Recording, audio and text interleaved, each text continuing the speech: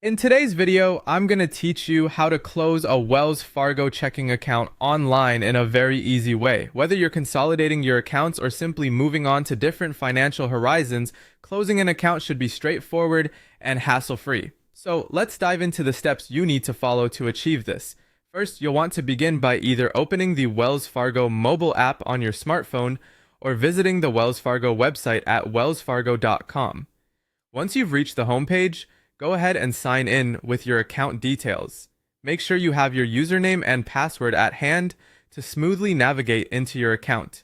It's important to ensure you are logging into the correct account as you'll be handling sensitive information. Take a moment to look at your dashboard where all your main account summaries will be displayed. Here, you'll want to locate and tap on the specific checking account that you wish to close.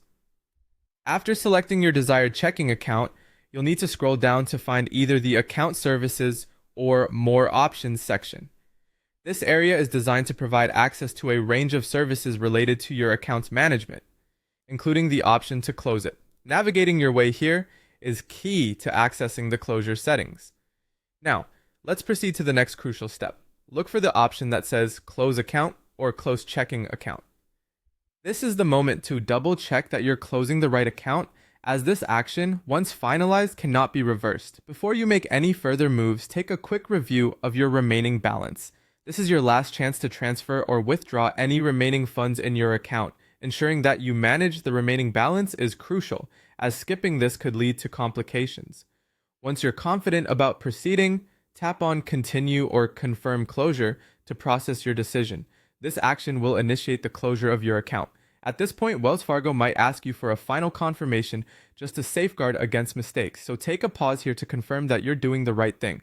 Finally, after you've confirmed the closure, sit back and you should receive a confirmation message or email. This message serves as a verification that your Wells Fargo checking account has been successfully closed. Keep this confirmation safe, as it's your official record of the closure. And there you have it.